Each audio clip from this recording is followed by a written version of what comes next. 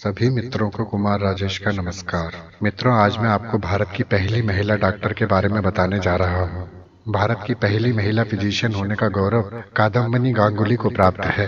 वे भारत की पहली महिला डॉक्टर ही नहीं, देश की पहली महिला ग्रेजुएट भी थी। उन्होंने ये रिकॉर्ड तब बनाया था जब महिलाओं का घर की दहलीज से बाहर जाना बहुत खराब माना जाता था। 1886 में एक बिहारी महिला के डॉक्टर बन जाने पर देश ही नहीं दक्षिण एशिया तक में तहलका मच गया था। कादम्बनी गांगुली भारत की पहली महिला स्नातक और पहली महिला फिजिशियन थी। यही नहीं, भारतीय राष्ट्रीय कांग्रेस के अधिवेशन में सबसे पहले भाषण देने वाली महिला का गौरव भी कादम्बनी गांगुली को ही प्राप्त है। कादम्बिनी गांगुली पहली दक्षिणी एशियाई महिला थीं जिन्होंने यूरोपियन मेडिसिन में प्रशिक्षण लिया था। इन्होंने कोयला खदानों में काम करने वाली महिलाओं की लचर स्थिति पर भी काफी काम किया। बंकिम चंद्र चट्टोपाध्याय की रचनाओं से कादम्बिनी बहुत प्रभावित थी। उनमें देशभक्ति की भावना बंकिम चंद्र की रचनाओं से ही जागृत हुई थी।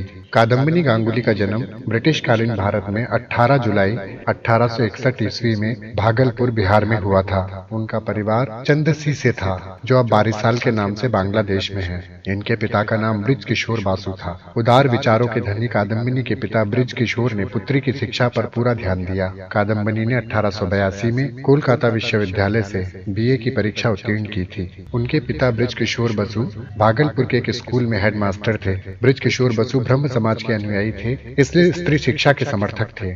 उस समय लड़कियों में शिक्षा का प्रसार नहीं के बराबर था। शिक्षक पिता की देखरेख में कादम्बिनी की पढ़ाई शुरू अच्छे तरीके से हुई। हाई स्कूल की पढ़ाई पूरी करने के बाद वे कॉलेज की पढ़ाई के लिए कोलकाता गए। कादम्बिनी के कोलकाता जाने के फैसले का समाज के लोगों ने विरोध किया, लेकिन उनके पिता बाहर भेजने पर अड़े रहे। कोलकाता यूनिवर्सिटी से उन्होंने 1882 में बीए किया। इसके बाद कादम्बिनी ने मेडिकल साइंस पढ़ने का मन बनाया। उन्होंने कोलकाता मेडिकल कॉलेज में एडमिशन के लिए अर्जी दाखिल की। उनका सिलेक्शन हो गया। इस समय देश के लिए ये बहुत बड़ी खबर थी।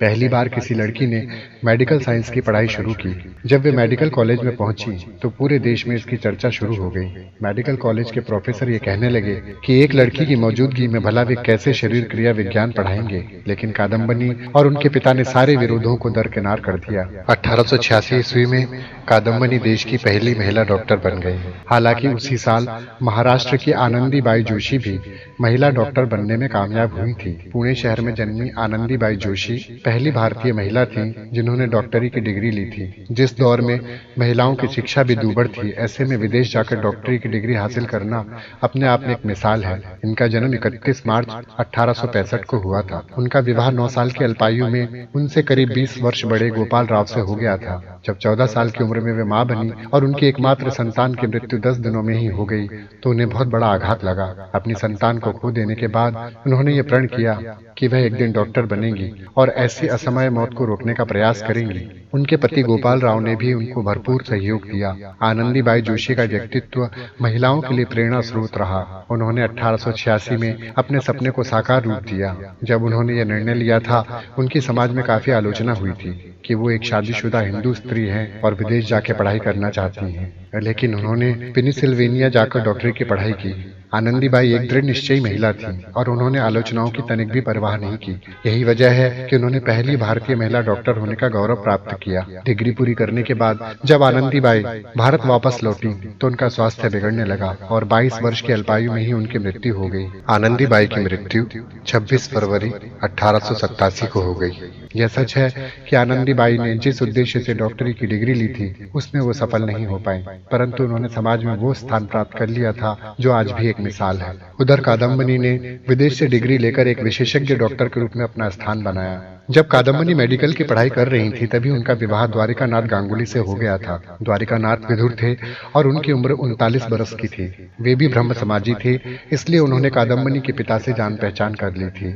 21 साल की कादम्बिनी देश की चर्चित लड़की थी। उनका विवाह किसी बहुत योग्य लड़के के साथ हो सकता था, लेकिन ऐसा नहीं हुआ। 21 साल की कादम्बिनी और 39 साल के द्वारिकानाथ का विवाह हुआ। द्वारिकानाथ की पहली शादी से 5 बच्चे थे। शादी के बाद कादम्बिनी गांगुली को 3 बच्चे हुए। इस तरह उनके कंधों पर 8 बच्चों का पालन पोषण का भार आ गया, ऊपर से मेडिकल की कठिन पढ़ाई। लेकिन इन सब के बावजूद उन्होंने धैर्य नहीं खोया। डॉक्टर बनने के बाद उन्होंने आगे की पढ़ाई के लिए इंग्लैंड जाने का फैसला किया। इस फैसले पर भारी विरोध शुरू हो गया। पहले विदेश जाने वाले लोगों को जात से निकाल दिया जाता था और ये माना जाता था कि उनका धर्म भ्रष्ट हो गया है। एक लड़की के लिए तो बहुत बड़ा गुनाह था। लेकिन कादम्बिनी गांगुली सारे विरोध की अनदेखी कर इंग्लैंड गईं। ग्लासगो और एडिनबर्ग से मेडिसिन में हायर डिग्री ली। यूरोपियन मेडिसिन की पढ़ाई करने वाली वे दक्षिण एशिया की पहली महिला बनी। विदेश से लौटने के बाद डॉक्टर कादम्बिनी ने कलकत्ता के सरकारी अस्पताल में काम शुरू किया। कांग्रेस से संपर्क में आने के बाद उन्होंने नौकरी छोड़ दी और वो प्राइवेट प्रैक्टिस करने लगी। कोलकाता के मिल मजदूरों के इलाज के लिए उन्होंने सबसे अधिक समय दिया। देश में भले ही महिलाओं को उच्चतर शिक्षा पाने के लिए लंबा संघर्ष करना पड़ा हो, लेकिन कादम्बिनी गांगुली के रूप में भारत को पहली महिला डॉक्टर 19वीं सदी में मिल गई थी। कादम्बिनी को न सिर्फ भारत की पहली महिला फिजिशियन होने का गौरव प्राप्त हुआ, बल्कि वे पहली साउथ एशियन महिला थीं जिन्होंने यूरोपियन मेडिसिन में प्रशिक्षण लिया था। कादम्बिनी के पति द्वारिकानाथ भी बहुत प्रगतिशील विचारों के थे। द्वारिकानाथ महिलाओं की स्थिति में सुधार के लिए पहले से ही प्रयत्नशील थे। कादम्बिनी इस क्षेत्र में उनकी सहायक सिद्ध हुई। उन्होंने बालिकाओं के विद्यालय में गृह उद्योग स्थापित करने के कार्य को प्रश्रय दिया। बंकिम चंद्र चट्टोपाध्याय की रचनाओं से कादम्बिनी बहुत प्रभावित थी। बंकिम चंद्र की रचनाएं उनके भीतर देशभक्ति की भावनाएं उत्पन्न करती थी। वे सार्वजनिक कार्यों में भाग लेने लगी थी। कांग्रेस के 1890 के मद्रास अधिवेशन में उन्होंने भाग लिया और भाषण दिया। संस्था के उस समय तक के इतिहास में भाषण देने वाली कादम्बिनी पहली महिला थी। 1906 ईस्वी की कोलकाता कांग्रेस के अवसर पर आयोजित महिला सम्मेलन की अध्यक्षता भी कादम्बिनी जी ने ही की थी। महात्मा गांधी उन दिनों अफ्रीका में रंग भेद के विरुद्ध सत्याग्रह आंदोलन चला रहे थे। कादम्बिनी ने उस आंदोलन की सहायता के लिए कोलकाता में चंदा जमा किया। 1914 ईस्वी में जब गांधी जी कोलकाता आए तो उनके सम्मान में आयोजित सभा की अध्यक्षता भी कादम्बिनी ने ही की थी। अपना संपूर्ण जीवन कादम्बिनी ने लोक सेवा में ही लगा दिया था। 3 अक्टूबर 1923 ईस्वी में कादम्बिनी गांगुली का देहांत कोलकाता में ही हुआ। तो मित्रों, आपको ये जानकारी जरूर अच्छी लगी होगी। इसी के साथ अपने मित्र कुमार राजेश को विदा दीजिए। नमस्कार।